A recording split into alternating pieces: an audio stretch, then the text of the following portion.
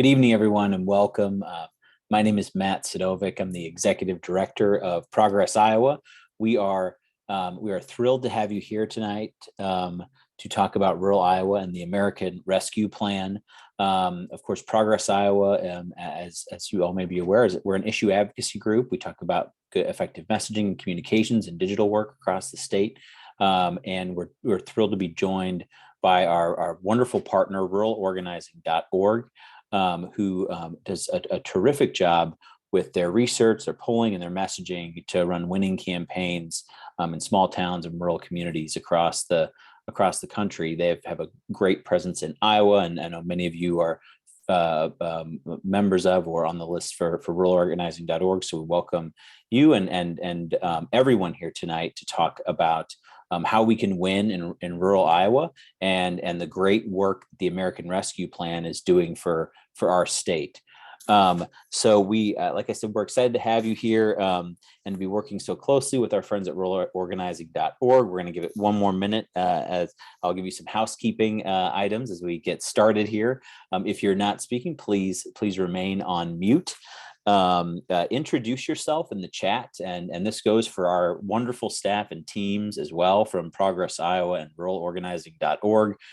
Please put your name, pronouns. I use he, him pronouns, and your contact information. And if you're affiliated with an organization, please put that in the chat as well. Just really anything you'd want us to know, or anyone on this Zoom to know, to get a hold of you and how you all we can all work together, because there's a lot of good training and information you're going to get tonight, but after this, we want to make sure that we create spaces for collaboration and teamwork. So please drop your information in the chat so that folks can follow up. I'm going to run through the agenda just so you know what to expect for the evening, and then we'll go ahead and get started. So we're going to have two really terrific guest speakers kick us off: CJ Peterson with ruralorganizing.org and former Lieutenant Governor Patty Judge. Then we're going to have a terrific presentation from Sarah and Kellen at ruralorganizing.org about how the American Rescue Plan and federal funds are making an impact in our communities across the state.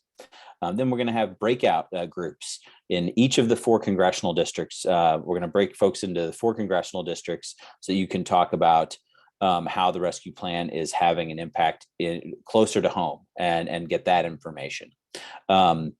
Then we're going to have a message briefing from Katie Siddle, who's the messaging director for Progress Iowa, who does a lot of great research on and polling to test what messages work best. And then we're going to end with a call to action and what your next steps can be to make change in our state and in your communities and really put this information to work. So that's the agenda for tonight. We'll go ahead and get started. I want to say one more big thank you to everyone for being on tonight. We're thrilled to have you here to learn how to run winning, to have a winning message across the state of Iowa, especially in rural communities, and to learn about the great work of the American Rescue Plan in our state. And one more reminder to put your name and contact information in the chat. Remain on mute if you're not speaking, and if you do have questions for our speakers, please put that in the chat. So throughout the event. So and they'll do their best to answer them as we go. So with that, it is my pleasure to introduce our friends from ruralorganizing.org to introduce our first guest speaker. So I'll turn it over to Sarah and Kellen from ruralorganizing.org. Hi, everyone. It is an absolute pleasure to be here with you this evening and to introduce CJ Peterson, who is a dirt road Democrat from rural Southwest Iowa. As an individual raised by a single mother and a person in long-term recovery from substance abuse, he has experienced firsthand the failure of government to provide for the most basic needs of its people. He took that fight to a campaign for Iowa State Senate in 2020. And though that campaign fell short, he has invested his efforts since in helping Democrats get off the map in rural Iowa and beyond.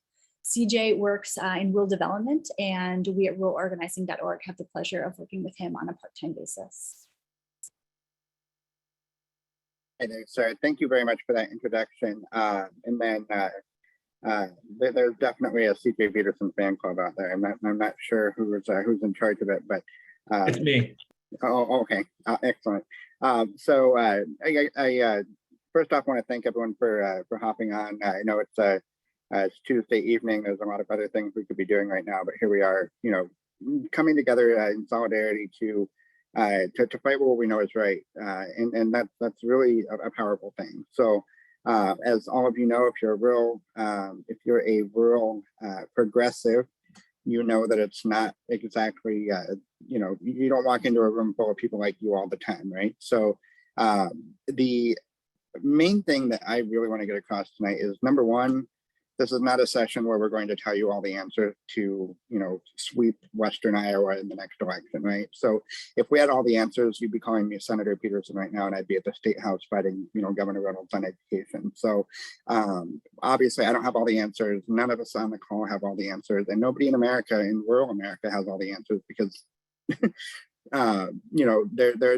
what we do have are ideas, and we have polling, and we have data, right? So what we have not seen yet is a shift in strategy writ large from the Democratic Party in rural spaces, but we have a great opportunity to try some of that out. So number one thing that I really want to get across as well is that being rural and being a progressive does not mean that you have to temper your message or pretend to be a Republican who doesn't support an insurrection, or you don't have to temper yourself into basically a Republican-like figure, because the polling and the research shows that if given a choice between a Republican and a pretend Republican, they're going to vote for the real Republican every time. So what I think is really fascinating is when folks when you're willing to take the time to listen and hear people, you're going to find, and they're going to find, that we're all a lot closer on the issues than the media and the folks who come into Iowa every 4 years and tell us how we're going to win elections and then leave because they get paid whether they win or not, right? So and all of that is to say that there is a way forward and there is a strategy. It's just a matter of working together to become the messenger, and in some ways, I think the best message is the messenger. I mean, we know our neighbors, we know our friends, we know our family members. And if we're willing to take that step and be vulnerable, it's not going to be easy. It's very uncomfortable sometimes, but I mean, just 3 weeks ago, we had, so I'm actually moving outside of Brayton, Iowa. And so I've been talking about being a dirt road Democrat for a while, but now I'm actually doing it. So I'm going to live on a dirt road. And we had an event for Deidre DeGier, who was our candidate for governor. She's wonderful. And the town of Brayton, which is the nearest town to where I'm going to be living, has 110 residents. And there were 65 people in a room for the Democratic nominee for governor. I mean, if we can get 65 people out in a town of 110, there's something happening on the ground.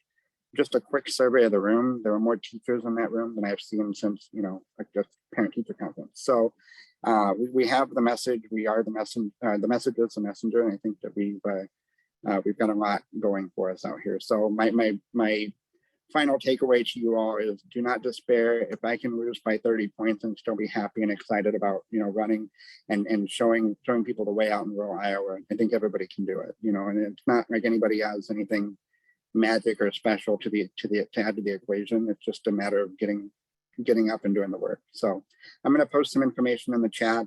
One way that I really like everybody to get involved is to sign up for a rural press corps at Rural Organizing. So it's just a daily email that you get that's got the top rural headlines, and sometimes there's some really kind of quirky stuff in there that you wouldn't expect to read, or sometimes there's good stuff you can use when you're trying to argue with your Republican family members. So I'll drop that link in the chat as well as my contact information. So again, thank you very much to Matt and Progress Iowa, and to Sarah again for the introduction, and for Colin for jumping on. Thank you. CJ, thank you so much. I'm going to also make a plug for those clips. I get them every day and they're really helpful. So I encourage everyone to sign up for that. Oh, and you put the link in the chat there. That's great. I will also say I put this in the chat, but I think our state would be a better place if you were in the Senate. So, but we are glad to have you here, and thank you for speaking tonight. It is my pleasure to introduce our next guest speaker, who is a friend to really everyone on this call and everyone across the state. We've worked together a number of times, and she's a great leader for not just for rural parts of the state, but like I said, every corner of the state. She's the former Secretary of Agriculture of Iowa and former Lieutenant Governor of the state. And I can say with 100% certainty, we would all be a lot better off if she were still in office. But thank you so much for being here tonight, Lieutenant Governor Judge. So I'll turn it over to our friend Patty Judge now. Thank you for being here. Well, thank you, Matt. It's really really nice to be able to spend a little bit of time with you tonight. And I specifically want to talk to you a little bit about the American Rescue Plan Act. But I also want to tell you that I had a road trip today, and I made the mistake of having the radio on the wrong station for just a little while. And I was thinking as I was listening to the right-wing people that were talking and the things that they were saying about the president. And then I'm knowing that I was going to talk to you a little bit tonight about some of the things that he's accomplished. Man, we've got a lot of work to do, a lot of messaging to do, to make certain that our friends and neighbors understand what has happened since Joe Biden has been president, what his plans are, what his goals are, and that I believe he's doing a great job. As most of you know that are on this call, I'm a lifelong rural resident. I'm a farmer. I still own a cow-calf farm in southern Iowa. During the time I served in the state Senate, and then as Secretary of Agriculture for Iowa, and then as Lieutenant Governor, I always tried to make certain that rural communities were represented at the table. In fact, some people that I rubbed elbows with through the years would tell you that I might have been more insistent than they thought was comfortable in lots of times. Jobs, opportunities, and funding always seem to be centered around metro areas. And my friends, we are seeing the results of those actions. And we are seeing that they are, in fact, hollowing out our rural communities. These are the communities that made Iowa profitable.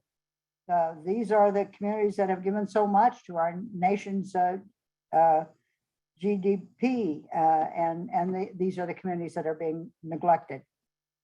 We all know the many issues that we're facing, and we all know that they are interconnected. You know, Iowa is full of entrepreneurs, smart, hardworking people. But what are they going to do without a broadband access? I think someone already on the chat said that they needed a better broadband access tonight. We have young adults that would love to stay and work in rural areas, but those available jobs don't always pay enough, or they don't have the tools that they need to be able to work at home.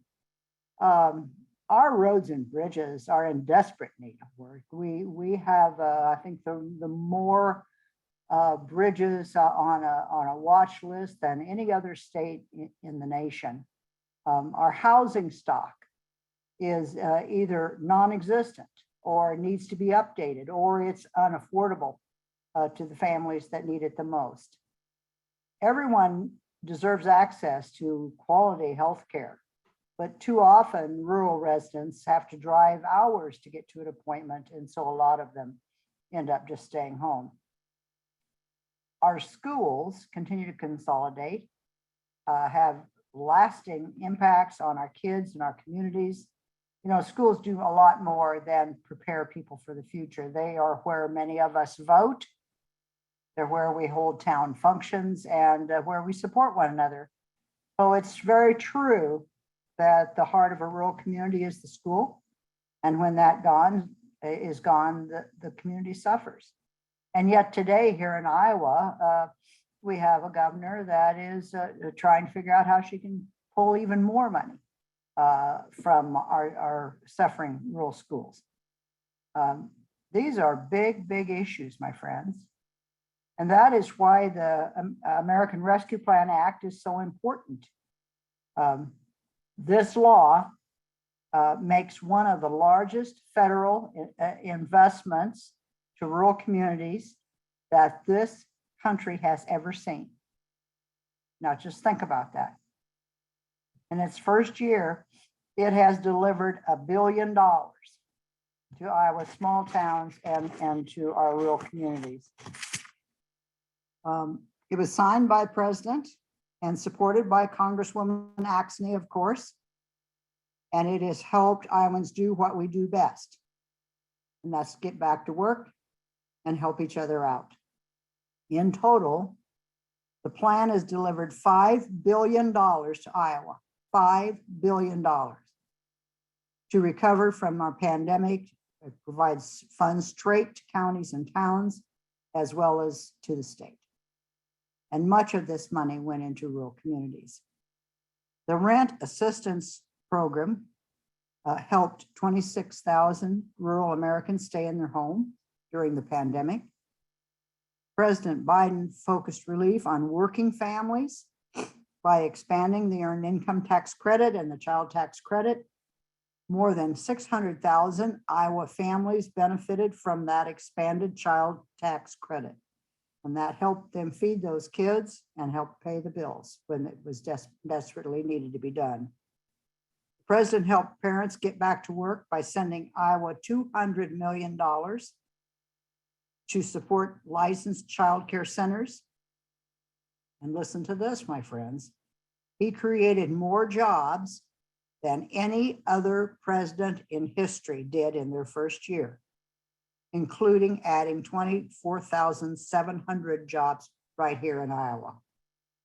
I think that is pretty remarkable. And I think that's worthy of telling that story over and over.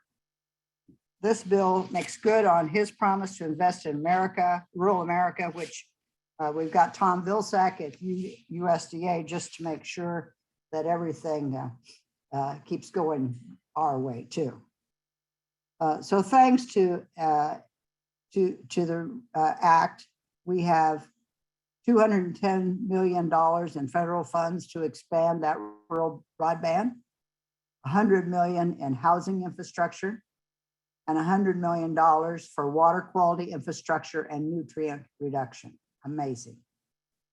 And best of all, plenty of those funds are going to go directly to the schools and cities without having to go through the governor's office. With funds from the act, rural Americans will have the tools and resources they need. And the bill is a great start to President Biden's commitment to improving the economy and growing our rural communities. I think we should be very, very proud of our president, very proud of our congresswoman, the work that they've been able to accomplish under some very trying situations. This is an amazing piece of legislation and certainly worthy of telling this story. Again, thanks for letting me be part of this tonight. It's been a real honor. It's been a real honor through the last couple of years to get to know CJ Peterson a little bit. And I'm sure glad to see him here tonight. And I don't think we've seen the end of him yet as a political figure in Iowa. I think this is just the beginning. Again, thanks for having me here, and I'll turn this back over to you, Matt, or to whoever's on deck. Thank you so much, Patty. We're grateful for the time you've given tonight and for everything that you're doing. At this point, I'll turn it over to Sarah and Kellen with ruralorganizing.org, and I know they have a presentation for us about the great work that's being done by the American Rescue Plan in our state. So I won't take up any more time than that, because I know there's a lot of great information that they have to share. Yeah, well, Sarah, my name is Kellen Patey. I'm the lead organizer at ruralorganizing.org. I have the pleasure of introducing Sarah tonight. A little bit about Sarah. She's the public affairs coordinator and researcher at ruralorganizing.org. She's from Winona, Minnesota, just north of the Iowa border, where she ran for Minnesota State Senate, in 2020. Her background also includes teaching courses abroad in democratization, and she brings that to her current role. She has a love of relational organizing and democracy building. It's been an absolute honor to work with her over these past couple months, and just really excited to get to share her and her expertise with you all tonight. That feeling is mutual. Kellen is our lead organizer at ruralorganizing.org, and he grew up in Nashville, Tennessee, where he got his start in organizing as a member of the Ohio think tanks on poverty while working as an adult educator in Licking County, Ohio. So he joined the rural organizing team in 2019, and as of very recently is again based in Nashville.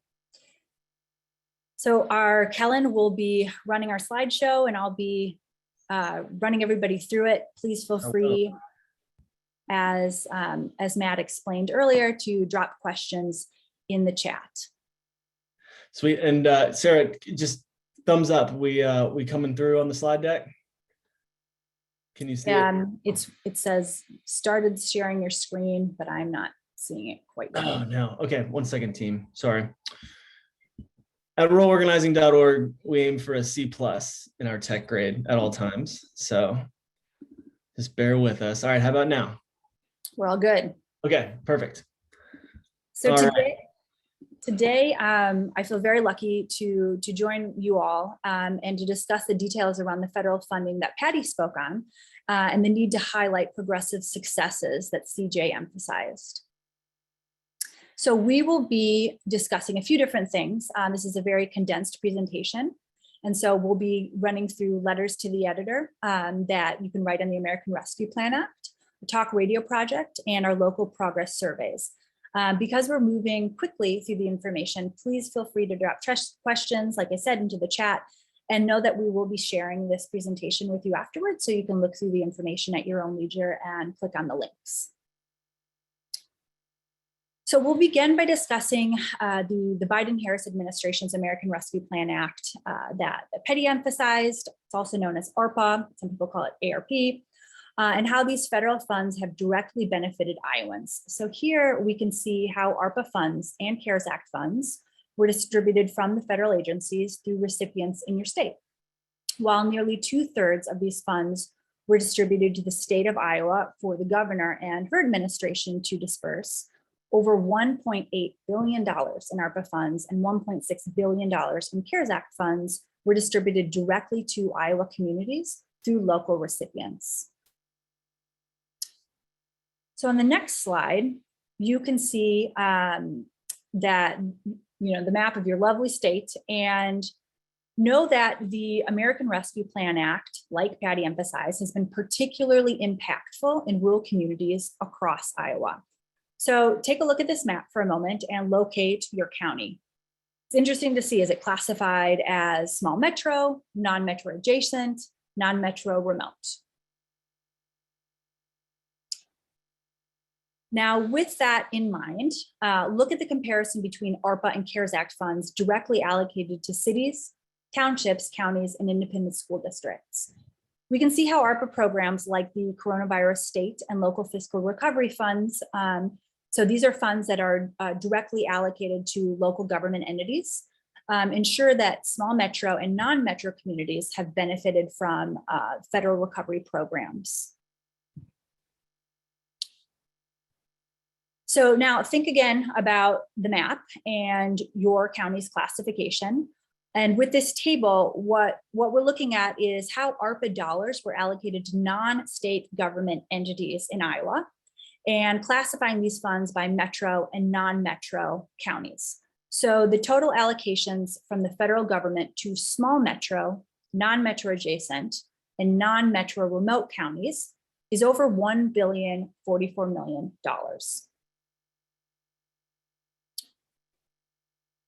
Now, to better understand which ARPA funds are best reaching our rural communities in Iowa, here we analyze that $1.8 billion in ARPA funds allocated to non-state government, state government entities, and then identified these 8 programs that you can see listed here for cities and townships, county governments, and school districts. So the largest, as you'll notice, are the coronavirus state and local fiscal recovery funds that are aimed at directly aiding local government entities, which has been the particularly impactful aspect of ARPA.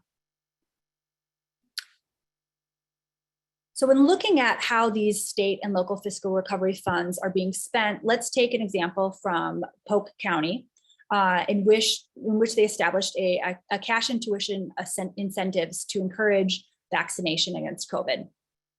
This is the blurb that the Treasury released in its early reporting highlights, and you can read through it later if it's of interest.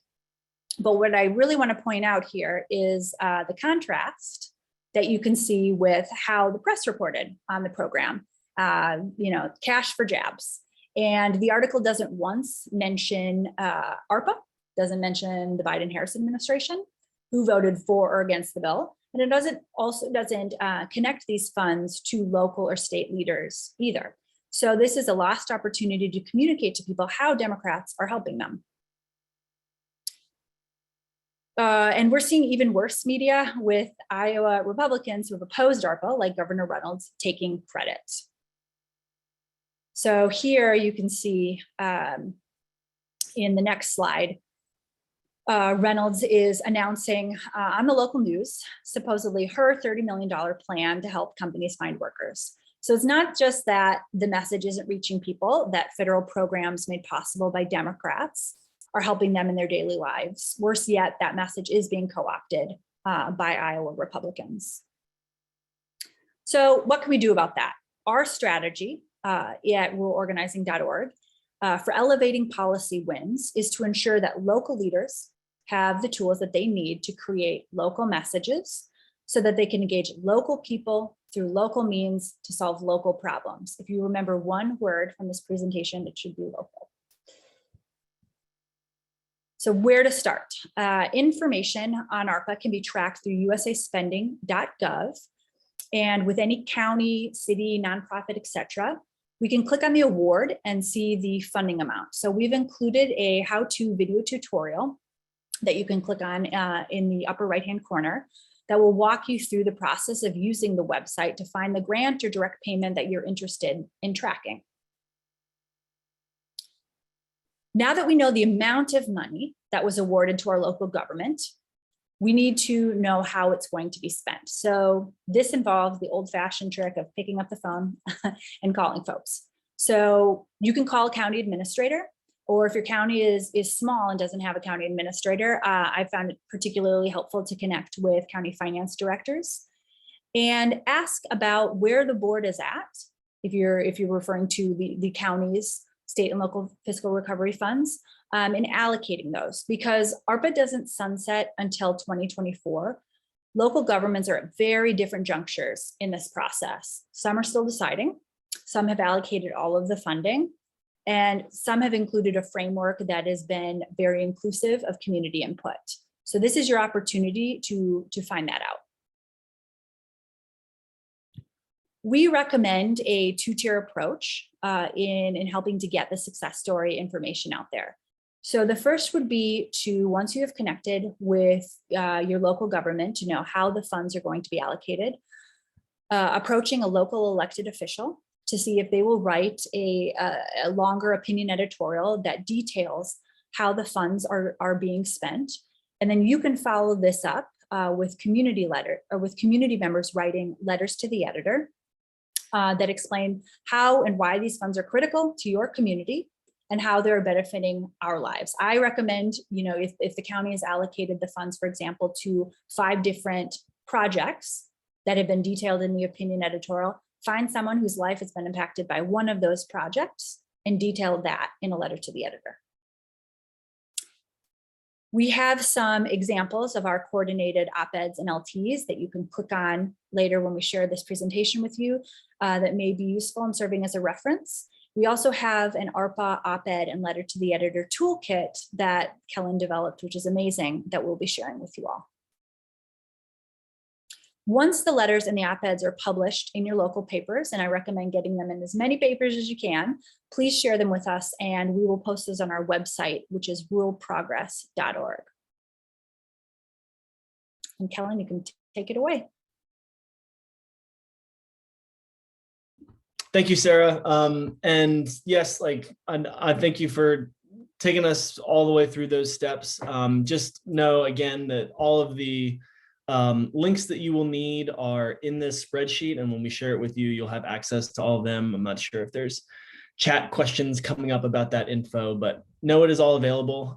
I just want to share two other sort of next steps that ruralorganizing.org is involved with or connected to. That is going the extra mile here. I just wanted to loop you all into the Talk Radio project, which is a project that ruralorganizing.org has supported and been cheering on for quite a while now. The Talk Radio project is organizing teams of local volunteers to call into the sort of conservative talk radio shows that Patty was talking about earlier in her sort of keynote speech here, and setting the record straight about who is really championing rural America and championing rural investments. And I'll just say the group is looking for dedicated volunteers who want to join them and understand the importance of setting the record straight and doing so in local media. And so I will throw a link to sign up to volunteer in the chat after I get done speaking here. There's a little bit of an application process. They'll review your application, set up a training, and you'll be off to the races. And so totally recommend taking that step if you are interested. Additionally, I'll just say that, I need to change. Oh, my slide did change. Sorry. That in Ohio, ruralorganizing.org is also working with a few local organizations to conduct drop-off pickup surveys that are designed to surface community priorities for the sort of investments that the American Rescue Plan Act has made possible. We are basing these on the drop-off pickup survey methodology, which we borrowed from the field of sociology. I don't know if we've got sociologists on the call. I know the Flores are here.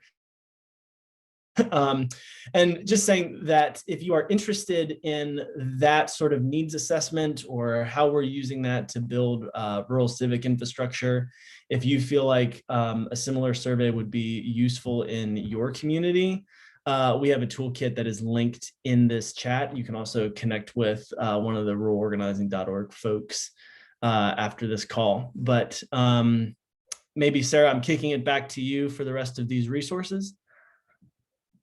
Great. So I think it's very helpful if folks want to know more about Iowa specifically. A lot of the information that I shared is from a kind of 1-year review that we put together with Progress Iowa, looking at ARPA funds in your state, and as I mentioned, the letter to the editor, an op-ed toolkit. And then Sarah, are we going through the funding awards? No, so we'll be going into breakout rooms, which will be explained, and we'll get into kind of the nitty-gritty of ARPA funds in your communities.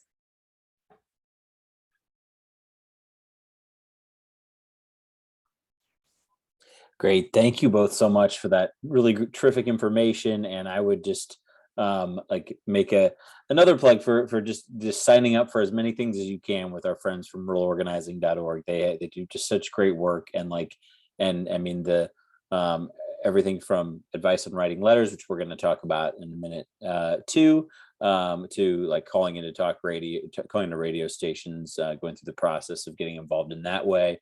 And really just a lot of different terrific ways to get involved and to execute this, and put this good information into action. So information itself was so great and helpful, but also it's just such a great thing to have that resource to take that next step and to not only learn about this, but to use that information to make a difference in our community. So thank you both for presenting here tonight.